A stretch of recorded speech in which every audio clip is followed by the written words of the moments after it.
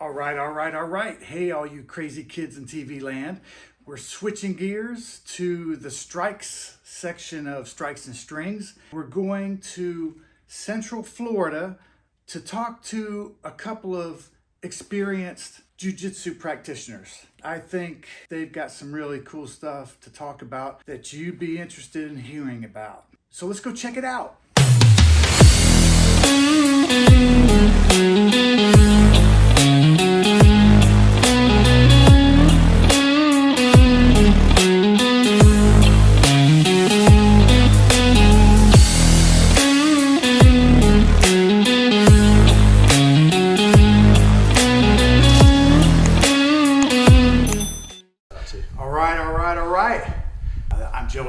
Coming at you from the very unlikely town to have world-class martial artists, Auburndale, Florida, which we've been talking about for this little series that we're doing. So speaking of world-class martial artists, I'm sitting here with two of them. I'll start with this gentleman here, Brian Bradway. He's a multiple black belt holder. He's also a fireman, been a career fireman. Both of these guys are. And he's actually gone through the ranks of the fire department to be a fire chief. So he's doing pretty good. It's all right. We're pretty proud of him. But what's interesting is how humble Brian is. And talk about having, that's one of the best attributes I feel like somebody could have, you know, is just being humble and willing to empty your cup, so to speak. I mean, when you came to the Shotokan / Ishido dojo, you already had a black belt in Taekwondo. I had my brown belt. Okay, brown belt. And then he took that brown belt off, all that prestige of having a brown belt, and strapped on a white belt again to start the whole process over again, and earned his black belt in Ishido. And so that's very humble. Then, so here you go, you got somebody who's already got a black belt, and he does that again. He takes off his black belt again and puts on another white belt and started training Brazilian Jiu Jitsu. And not too long ago, he just received his black belt in Jiu Jitsu. Yeah, about 3 years ago. Yeah, it's been 3 years? Yeah, time flies by. It seems like it was like 6 months ago. It's unreal. But anybody out there that knows anything about what we're talking about knows that that's not an easy feat to get a black belt in Jiu Jitsu. It takes, I mean, a lot of the guys, I mean, I don't know if you've trained other arts too, or just strictly jiu-jitsu? I came from a wrestling background. Okay. Okay. But it was actually Brian that got me into judo. And from judo, a chain of events got us both over to a jiu-jitsu school where we're at now, Carlson Gracie Lakeland. Well, let me ask you, going from judo to jiu-jitsu, I know a lot of guys that did that. Even like Chuck Norris, he was a judo guy until he hurt a knee. Bill Wallace too, famous martial artist. Did you guys change over just to do something different, or did you get injured? I didn't get injured yet. I was a lot younger, but I think I can speak for Eddie too. I just kind of liked the groundwork a little more at the time. Because judo really focuses on the throwing and stuff, and they do groundwork and controlling and stuff, but it's not a lot on the ground. Yeah, I always tell everybody. They always say, what's the difference between judo and jiu-jitsu? And if you don't know anything about martial arts, the basic difference is judo, 80% of what you're going to do when you go to judo class, you're on your feet, standing up, trying to throw the other person. Yeah. And you might do 20% on the ground, doing some groundwork. Jiu-jitsu is kind of flip-flop. You go to class, 80% you're going to be on the ground, doing groundwork, and 20% standing up. Okay. Well, let me get over here to Eddie. This is Eddie Sebastian. Let me tell you, this guy is the humblest guy you'll ever meet as well. He would never talk about his accomplishments, but I will. World-class athlete, world-class jiu-jitsu practitioner. He's won world competitions. You're an inspiration to a lot of people. Anybody that knows you, what makes you tick on that? I mean, as far as, you've had some injuries and stuff happen too, but what makes you be able at 61, right? 60. 60. Okay. Put another year on. Didn't mean to do that. What makes you able to do that? When, Well, Joe, one of the things is, and you hit it right off the bat, I don't think that anybody that does jiu-jitsu on a regular basis is not always hurt. I'm always hurt. I'm hurt right now. Brian's hurt right now. We were just talking about it before we came in here. There's been times where at midnight we'll text each other and, we'll say, Brian down or Ed down, because we're just so banged up from the week. But as far as what makes me tick, I think some people are just born different. I really do. I think some people just tick a little differently than others. I know that I do. I have all my life. If somebody gets something on me, even at practice, I don't get mad about it, but I'll go home and I'll fester about it until I get an opportunity to go with that person again and make it right in my head. I don't have to make it right with him because I'm not mad at the person, but I'm just very competitive inside, and if you really want to be good, you're not really ever competing against the other person. You're always competing against yourself. Your mind is very, very powerful, and you can either, train yourself to overcome, or your mind is going to overcome you.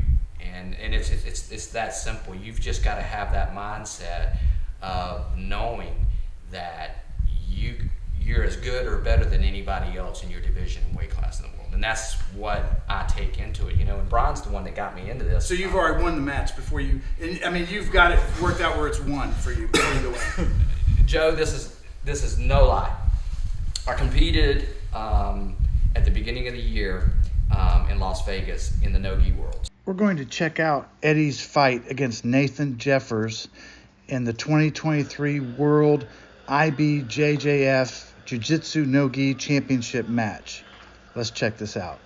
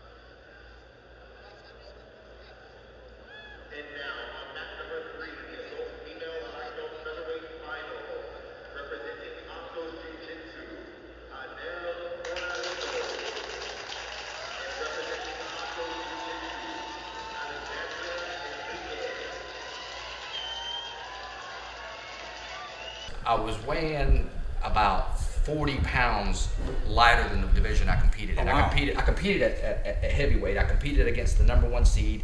He ended up being the #1 ranked black belt in the world in my division as a no-gi practitioner at the end of the year. And I visualized everything the night before to exactly how the matches were going to go. And almost, I could have wrote it out, given it to you in an envelope, and you would have seen that that's exactly the way that it was going to turn out. How about that? You know, I just visualized it. I seen it in my mind. I knew it was going to take him down. In my head, I said, I'm not going to let him, you know, get away from me. You know, I'm going to continue to put pressure on him. So visualization, I think, is important in anything that you do in life, whether it's jiu-jitsu or any kind of sport, or even in a job. You need to visualize your success. Yeah. You know, and I think that's just very, very important to be successful in this world. You've got to visualize it. You know, him and I used to talk about whenever he first got into the fire service and he went over to the county and we'd go out to eat, and you know, I would tell him, you know, this is what I think is going to happen, and all that came to be because of those goals that he had. You know, he had to work very hard for it, but it wasn't something that was just giving to him. I don't think success. You used to tell me to call you Nostradamus. Yeah, that's I did. That's the truth too. Because I would tell him, you know, and you know, obviously I just had a lot of faith in him, but I told him, I said, you're going to become a lieutenant. Boom. It wasn't much longer. He became a lieutenant. I told him that he was going to become deputy chief. He became deputy chief, and I told him, you're going to become chief one day, and he became chief. And that wasn't because I had no crystal ball. That was just because I knew his work ethics, and he's just that kind of a person that brings out the best in people. You know? And about Eddie's mentality, when he first started competing, I've seen almost all of his matches. Yeah. You know, especially when he was the first, I don't know, 8 years of competing and stuff. I've been to all of them, and the first few, you know, he was a wrestler, and we were doing some judo, and we talk about things like, man, what are you going to do if he gets you in this position? And Eddie would say things like, and he meant it. This is a mentality. He 100% meant it. He said, Brian, he said, if he gets me in choco, he said, he's going to have to break my jaw for me to tap. He said, I ain't tapping it. He said, he got to break my jaw to get me to quit. And that is his mentality. If you have that mentality, you can't be beat, pretty much. I mean, that's if I go to a tournament, he's not going to break my jaw. I'm going to tap out. Jiu-jitsu, I mean, now it wasn't in the light, you know, it wasn't in the forefront of martial arts until the octagon. Do you guys remember that first octagon? Wasn't that crazy? It was crazy. I mean, people's teeth were flying. You know, I mean, it was supposed to be like Bloodsport, the movie. You know, putting one martial art against another martial art, and I don't remember who the jiu-jitsu guy was. Royce Gracie. Was Royce? Okay. He was Yeah. Man, let me tell you what, that was jiu-jitsu's coming out into the world, because he basically wiped everybody clean, you know. And then people said, what the heck, what is this going on? What is this that, you know? And there were some great other fighters from other cities. I mean, they were really good at just some great stuff, but it was just. Now, if you do MMA, you have to know. You have to. You have to know how to grapple to a certain degree. And that's where it's gone to, because everybody now realizes how superior. I mean, I'm not saying superior, inferior. Everything has a purpose. You know, if you're fighting multiple people, you don't want to be on the ground with one guy. Yeah. So you got to have other skills as well. But it's like learning pressure points and stuff. I mean, they do work, and you can knock people out and stuff, but not. I mean, in a movement, in a real fight, it's a lot harder.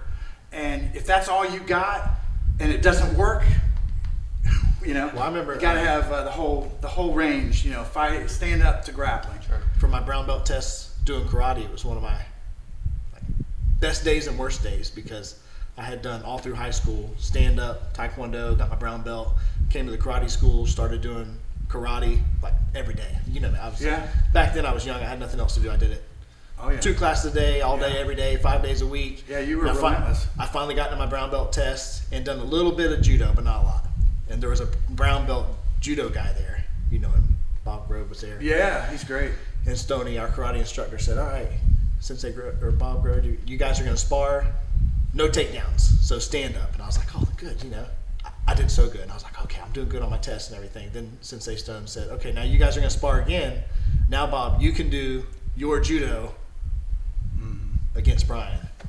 And I didn't know what to expect. I thought I could keep him away, and I did for a little bit. I got some strikes in there, but as soon as he catch my leg, he caught my leg, took me down, got me in 𝐊𝐶𝐾𝐒, a side hold, and that was it. The rest of the round, I was stuck in 𝐊𝐶𝐾𝐒, and I somewhat remember driving home, and I was just like, I can't believe that. By that time, I had probably done stand-up for maybe 8-10 years. So I don't know. You know, I had done it for a while, and it was that day I was like, I've got to do more grappling. Yeah. And it was training at the Ishido school where you guys really, I mean, nobody knows this until I'm fixing to tell them watching. It was a requirement once you got to brown belt, you had to start learning other arts. Like you had to learn a little bit of judo, a little bit of 𝐊𝐿, a little bit of aikido, you know, and it kind of exposed you to everything. And I feel like, well, I know that I pursued the grappling arts because of that day, but also doing everything else kind of made me a more rounded martial artist. Like there's things I learned in karate that I still do in Jiu Jitsu or the Filipino martial arts and things like that. Like it all has a place. It's helped me some way or another, but it was that day when Bob Grove took me down and pinned me to the mat, took my spirit, I knew I had to do some judo, or some type of grappling, you know. So, Eddie, tell me a little bit about your progression through. So you were a wrestler in high school. Did you do football and stuff too, or? I played football, played Little League football, where at the time in Auburndale it was just.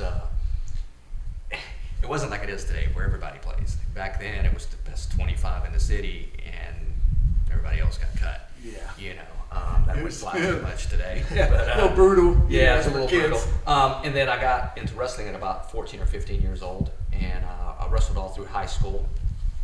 When I was graduated high school, I went back and I started to coach, and I had an opportunity to do some freestyle wrestling. So I had an opportunity to help host the Japanese national team. I had an opportunity to compete against them. I had a chance to compete against the Japanese national freestyle team when they came and they were touring the United States.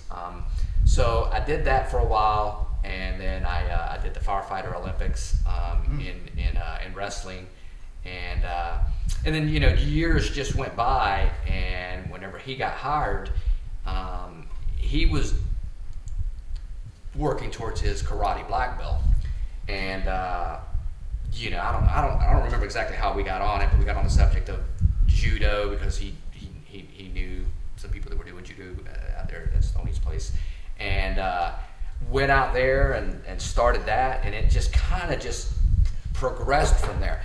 And then a couple of times he took me over to the Jiu Jitsu school over in Lakeland where we train now, and for me, the same as him, I loved the grappling part of it. Yeah. The being able to roll more, and as you get older, judo's not the most friendliest sport. That falling on your head and your hip and it can be really hard on the body the older you get. And a decade is a lot once you get past a certain age in judo. I know a lot of, Ed Maley, Frank Phillips, tons of other, pro level athletes from judo have double hip replacements. Yes. I just noticed knees and hips really take a lot of, and you know that firsthand. Yeah. But it sounds like you're talking about, when I think of, Brian told me a really good story when he first grappled with Professor Laborio. I'd like for you to tell it, but it sounds like you guys are playing a chess match, and grappling. I love that. I love that because it's technique against technique, and you're figuring out a couple moves ahead. But tell me, Brian, about your experience grappling with Professor Laborio. So it's real similar to my judo experience when I first got the judo laid on me. But just a little bit backstory, I had been doing a little bit of grappling because of the stuff I was required to do for my brown belt and through the karate school, probably since 2001 is when I really started doing a little bit of judo and dabbling in it, and really ramped up probably around, 2010 to doing all grappling, and so that moves me forward to when I was a Brazilian Jiu Jitsu brown belt. So I had done a lot of grappling by the time I got to that point, and I was pretty, you felt like I'm a hobbyist, but still I made it to that point. You're an extreme and I'm hobbyist. starting to understand it and roll pretty well, and things like that. And I got to go to Professor Laborio's house. I got to meet him doing some tournament stuff, and he had some guys coming over there from UCF. They're part of his jiu-jitsu club. Yeah, he's doing a jiu-jitsu. Yep. He's got a school. He's got a class running. Yeah, over there, which is and amazing. it was so cool. We're in the garage, had a little lesson. Then of course we're gonna roll a little bit at the end, and I rolled with some of the guys. Then Professor Laborio's like, Brian, are you ready? I was like, in my head, I'm like, I can't believe this is happening. Right. I can't believe this is happening. Yeah. And then it's like, man, what do you do when you roll with somebody like that? And of course I said, well, I'm gonna give it my all. Yeah. Which to someone watching, it probably looked like the day the judo guy pinned me to the mat, because literally after all that time, here's a whole nother hobbyist, professional, and also like talented, high level, world renowned. Well, you were rolling with one of the best in the world. I mean, probably in the top 10 of the world. And I felt like I could do nothing, which is awesome. I felt like I could do nothing. And as soon as we were done rolling, he picked apart my game from our, I don't know, maybe it was probably a 5-minute roll. And he picked apart my game. He said, Brian, you like to do this? And in my head, I'm like, yeah, that's exactly what I do. And then he said, you need to work more on this. I was like, I know that, but I don't say it. I just inside. Yeah. And he told me exactly what to do. He told me about my game, where my weak spots were, and I could not believe in 5 minutes of rolling with me. Of course, I wasn't doing much rolling, but I was just getting destroyed. But he basically he knew your whole he game. picked me apart, wow. and that's just a whole other level of being, hobbyist, professional, high level, professional. Yeah. So we've been talking about some cool stuff. Is there anything you guys want to talk about that you're doing now that's or something that I didn't talk about that you'd like to talk about? Well, for me, talking about judo, I've just gotten back into doing some judo. Okay. I had in October, I had a little knee procedure done. I had some issues going on with my knee, and as that year moving up to my knee problems, I started to just really regret not doing judo, and I was like, dang it, now my knee's going to be messed up. I'm not going to be able to go back and get my judo black belt like I kind of wanted to do, because I got my brown belt in judo, but I hadn't done it in like 12 years. I hadn't done a lot of judo. And I got my knee fixed up, started feeling good, and then just this last month, I started doing judo again once a week. It's about an hour drive for me. I'm going to Sasaki Judo over in Castleberry under Shinjiro Sasaki. Okay. And my knee feels it a little bit, but everybody's super nice, and it's been fun just being a student again. Yeah, going that is a great thing to be able to, because it kind of, when you go into a place and people know, well, I'll give you an example. I went, there was a phenomenal traditional Aikido school in Orlando, which I was living at the time, and I went in there, and they asked you, do you have any prior knowledge? I kind of lied and said, no, I don't know anything. I came in there with a white belt, and it was great. And then one of the other black belts or whatever saw in my bag when I was changing, I had my black belts in there, and he saw it, and he said, are you a black belt? And then I had to tell him, and then that changed their whole perception. When they were demonstrating stuff, they pulled me up and say, okay, how would you deal with this technique? How would Shotokan deal with this? And and then it gets to be, well, this is what Shotokan would do, but that's not what I would do, because so it got really, and I'm, I like to be around, like you said, nobody expects nothing from you. You can be yourself, you can make mistakes, and just be a white belt again, be a student, Yeah, because you guys feel this, oh yeah, when I went in there, of course, it's like, what, Absolutely. you asked the sensei, what belt do you want me to wear? I'd rather, even though I had obtained a brown belt at one point, I said, I'd rather just look at me and tell me, because I'm certainly not a brown belt anymore in judo. I'm not. And he said, no, wear your brown belt, which is fine. But there are brown belts in there. Like there's brown belts in there. They'll throw me all over the place, because that's what they do. Like we talked about judo, 20% on the ground, 80% stand up, vice versa with jiu-jitsu. That's what should happen. If I'm a jiu-jitsu guy and go to a judo school, they should throw me around. Yeah. But I want to get level that part I game up too. Yeah. And it's been awesome. And there's a part of me that really likes being a student. Yeah. I can find myself getting a little bored. Not that there's 10,000 things I can continue to learn in jiu-jitsu. Because there is. Sure. Laborio smashed about killing me though. But and I got a lot to learn. Hey, there may be a rematch in a minute, because we're going to see Professor Laborio. It won't look too much different. But But so yeah, you know, I just like the challenge of being a student. Yeah. So it's been good. What are your thoughts on it, man? Man, you know, I remember years ago, and you'll remember this. We were talking, and he said something, and you correct me if I'm wrong here, but he said something that he either read or seen, that Helio Gracie said once, that if somebody else can do it, he can do it also. You know, it was something like that. And I remember when he said that to me, and I didn't just apply that to jiu-jitsu, but I applied that to everything in my life. If I see somebody doing something that I've never done before, we live in a world full of technology. I can watch a couple of YouTube videos and I tell myself I can do that every bit as good as he can. So I just always tell myself, if somebody else can do it, you know, so can I. Now, as you get older, there's limitations to certain things that you can do. And we have to work and accept those. Absolutely, you have to work in that.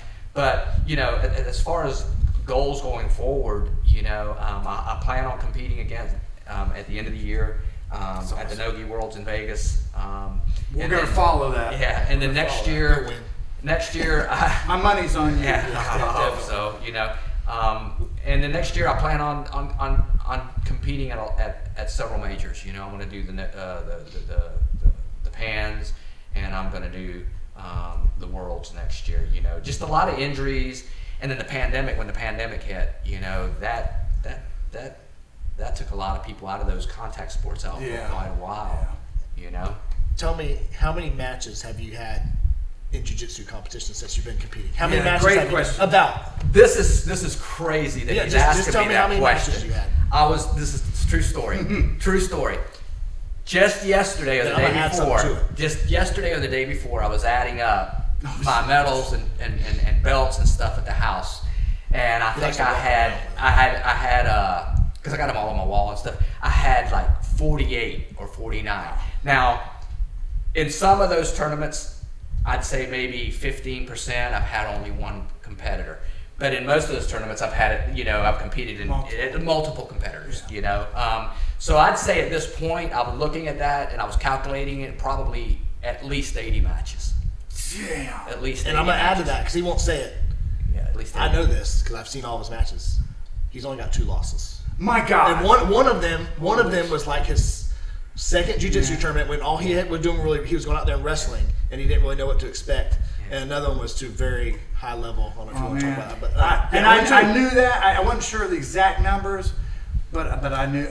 Man, let me tell you, this guy is a beast. If you're gonna roll with him, just look forward to learning a lot of stuff, because you will, and that's the game, really, because I've learned a lot more from the fights I lost than the ones that I won. Because, you know, you win a fight and everybody's like, okay, great job, man, awesome. You know, and that's it. You know, you might get a medal, a trophy, or whatever, but how much do you learn from it, you know? Yeah. So well, you do learn a lot from it, and you learn, and Dana White says this, do not leave it in the judge's hands.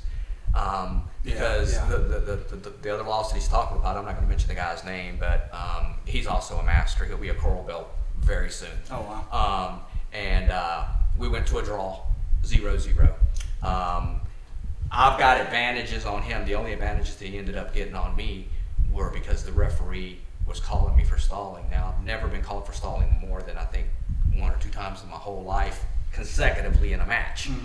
And it got to the point where, you know, he was part of the team of the referee that was yes, it was politics. Huge, it was a lot of politics. Mm-hmm. So it was me filming Eddie's match. Yeah, against. Let's go in, and there was probably about 100 people behind me cheering for the other guy, and every now and then you'd hear me saying, "Let's go in." You don't want to leave it in their hands in that situation. Yeah. You know, but with that said, you know what? I don't hold it against my competitors. Not his fault.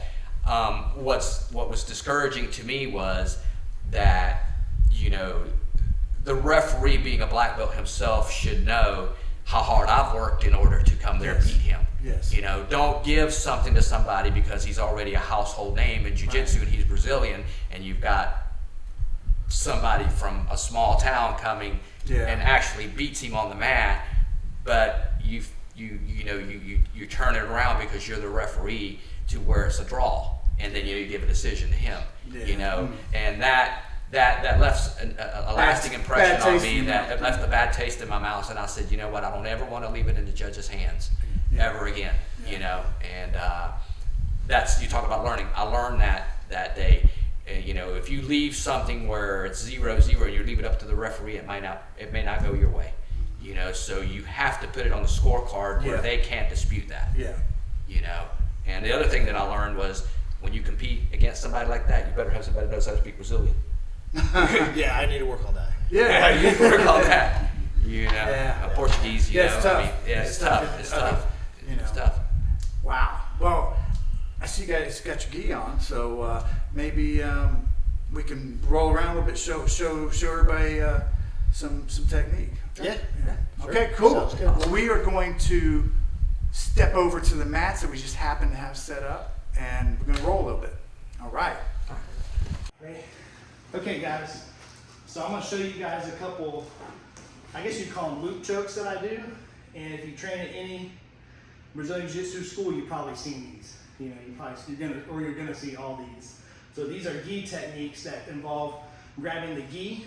So in Jiu Jitsu, Brazilian Jiu Jitsu, you have gi and no gi. All these are pretty much a gi technique that you can use. So this first one starts with a good way to practice with your opponent is on all fours. I'm gonna grab his lapel, open it up, and I'm gonna reach underneath his neck, cross grab. I'm getting really tight on his lapel right here. Okay?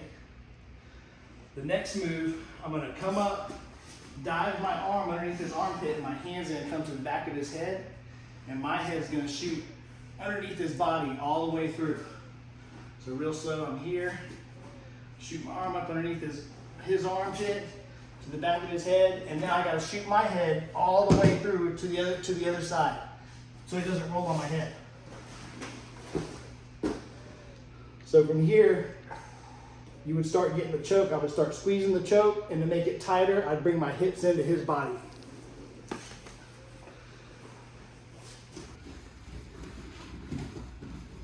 So one more time.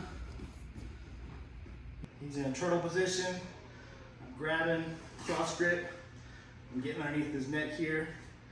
I'm gonna shoot my arm underneath his armpit and to the back of his head. I'm gonna dive underneath his body. So right now it's already getting tight, but I cinch it up, put my hips into his body.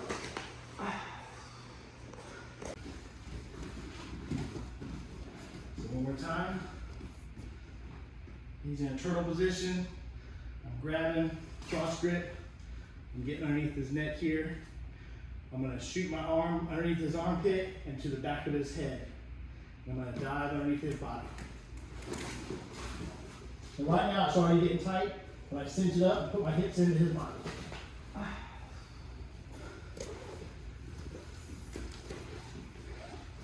Let's do it again. So you're here. Alright. So this angle you'll be able to see how my hand comes behind his head really well. So he's on all fours. I'm grabbing across his neck, grabbing his lapel on the opposite side. I'm shooting my hand underneath and you'll see it come all the way to the back of his head. You'll see my head come all the way through. So he doesn't roll on my head.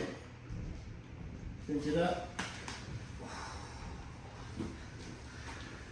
So if you come at this side. So a common mistake people do would be they do this and they dive underneath and they don't roll. They don't shoot their head all the way through underneath their body. So this way, if I start to roll, he's gonna roll over my face. And that's not fun. So you want to be sure when you do it, you dive all the way through.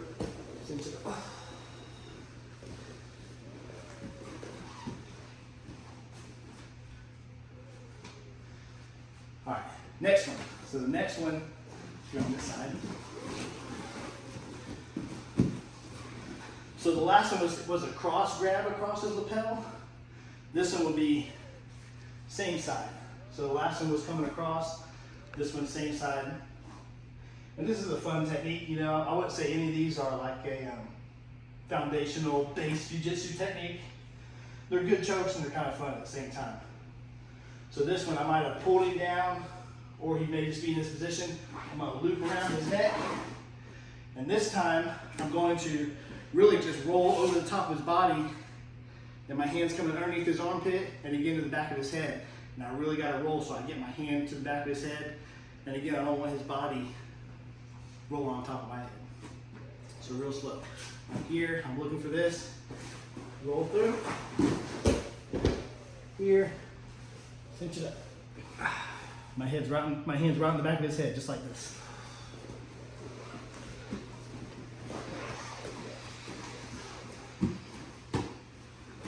Again, same side grab. I'm gonna pull it down, looping the head, coming up underneath his arm, and just roll. Cinch it up.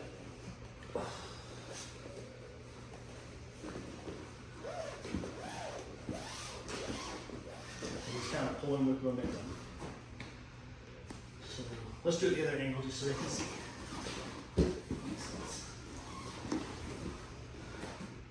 Same side grab. I'm stepping over it. Once I get to here, before they get too much time to adjust, I'm coming up underneath his arm, behind his head, rolling, cinch it up.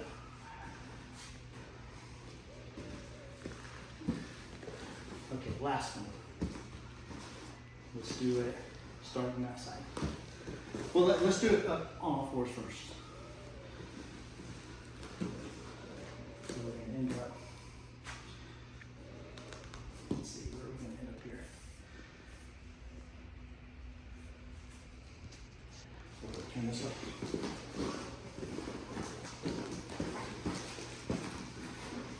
So this is one that this kind of became my technique. You know, I didn't invent it. I'm sure a lot of people do it, but it's just one that I really like. And I'm going to show you how I set all these up later, because bottom line is, if somebody's like this in a turtle position, if they've been training for any amount of time, my experience, when you go to grab this, they're going to defend. They feel this arm coming in, they're going to defend, and it's really hard to get in there. They know it's coming. So this is just like a spot where you can start from the practice. But this one, same thing. I'm grabbing his lapel, another cross grab. When I get this, as soon as I get this lapel here, I'm shooting this hand behind his leg here, really deep, like this. Deep as I can, all the way to the crease of my elbow. Boom. And my head is coming underneath his ribs right here. And that's what my head's doing.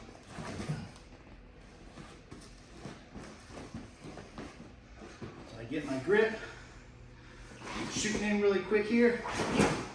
Once I get that, I roll him over right into the couch. And I'm holding him just like this. You can really start to get the choke from here, but sometimes I find out that people are, you know, their legs are really strong compared to my arm. They can like straighten their leg out and really give me a lot of pressure there. So as soon as I roll, I tighten his leg up and I hook it with my leg. And then I squeeze for the choke.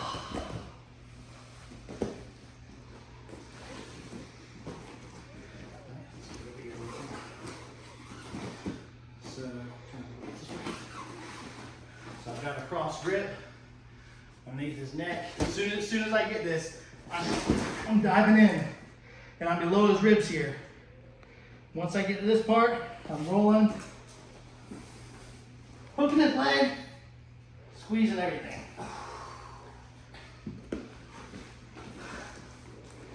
Good? Yeah. Let her come over to this side, Michelle, Will and you show spin him around? that, or spin around, because you'll be able to see the other angle of how he's getting. Did we do it from this way yet? No. No. So now she'll be able to see how you get your So hand. we can come over through this way. All right, so I'm here. Cross grip on the lapel, and when I do this technique, as soon as I get this grip on the lapel, I dive in here as hard as I can and go behind the leg. I'm underneath his ribs. And I start to roll him. Hook the leg, tighten it up. And one more little note I guess I'd make on this before I talk about something else. Sometimes you'll end up here, and for some reason, maybe they're not tapping, maybe you don't have it deep enough. I really like that I can reset here on my own time. So I might be squeezing all this and it's just not working. I wait till I'm ready and I release the leg at the same time. I come up, and we both kind of end up coming up together. and I maintain control. Just to try and go on something else, or you end up in a little scramble, but I make sure I get back up on top. So, all those to be said to say, I don't ever get these when somebody's in a turtle position, because for me, when somebody's turtled up and I go for technique, they're gonna tuck their chin or any, and I can't get my hand there to get the choke. It's so hard. When they get their elbows in, it's tough. So 99% of the time, if I get one of these, I start with them on their back. So if Eddie's on his back, put your head this way. So I start from a side control position. So if I'm here and the guy's really strong and he's getting some leverage on me and he gets the underhook with his hand. Okay, you know, obviously in Jiu Jitsu, you never want the guy on the bottom to have the underhook because he's super strong from there. So he's in a better position now, in my opinion. He can start getting up, go ahead, get up, and he can recover and he can put me in bad spots. So I've got to do something. So if he's on his back, go ahead, back. I've got him in a side control, and he underhooks. You know, sometimes I'll come up and just move. And at the same time, I'm grabbing his lapel under here, or back.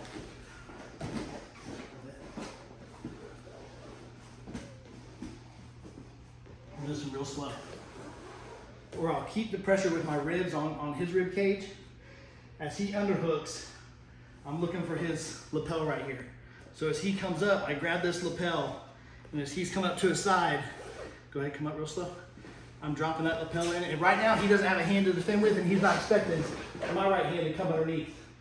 So I've got my grip, and I can go for any one of those strokes. I can go for this one, where I roll, or this one, where I come under his ribs, and I roll. So it sets both of those up. One more time. Real slow.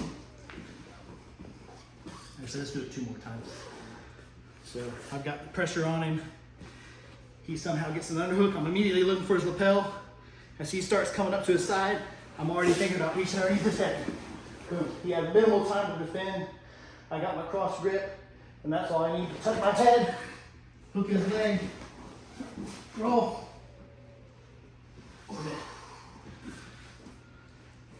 Now last time. Sorry, Eddie.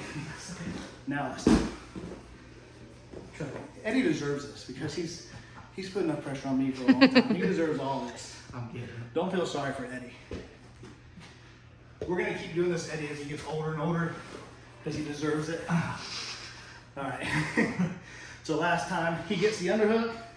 I see him coming up. I grab the lapel, get my grip, hook his leg, and tap. Oh, I almost went out. I was going out. Yeah, and that's all I got to say about that. Eddie deserves it. Yeah. I was going out. Thanks. Serious.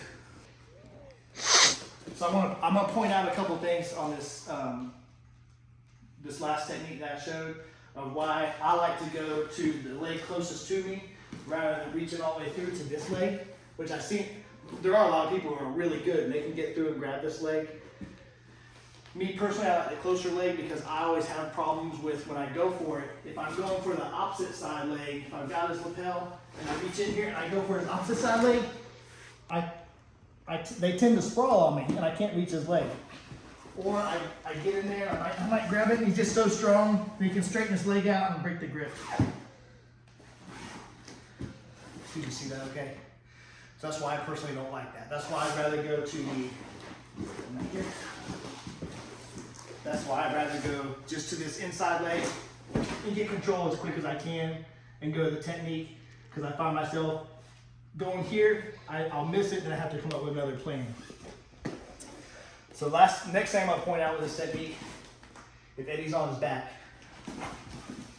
and head up here, and we're going back to where he's underhooking me. I just want to mention how super important it is that when he's underhooking me and coming up, that I'm not letting off the pressure. I don't want to do this. So you got to practice. You're here, he's underhooking. As he's underhooking, I get this. I'm keeping my pressure on him. As he comes up, I got all my weight on him. My feet, my knees are off the ground. And now I'm gonna hook his head, and I got the grip. One more time. So it's easy to forget that when you're training, you're going kind of light. But if you're really doing it, he underhooks, boom, elbow in, pressure on his chest. He's coming up. My butt, my hips, everything off the mat, and my shoulders all the way into him. My knees are off the ground. My toes are up, and I get my grip. Those two things are super important. That's it. Yeah, one thing that I like to say as he's doing that, you don't have time to recover because of the pressure that he's putting on you when he's doing it like that. All I'm worried about is coming back up to turtle. And when I get back up to turtle, he's already sunken in and it's too late. That's it. Da da da da da da.